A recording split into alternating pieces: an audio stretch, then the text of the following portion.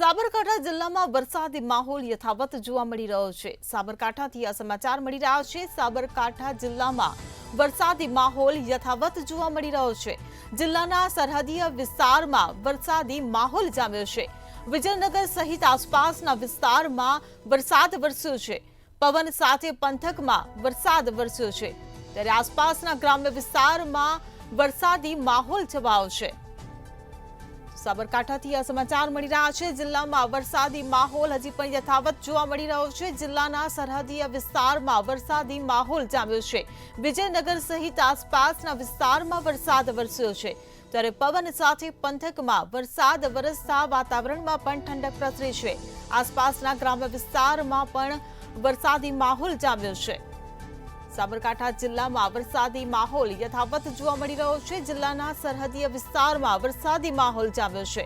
વિજયનગર સહિત આસપાસના વિસ્તારમાં વરસાદ વરસ્યો।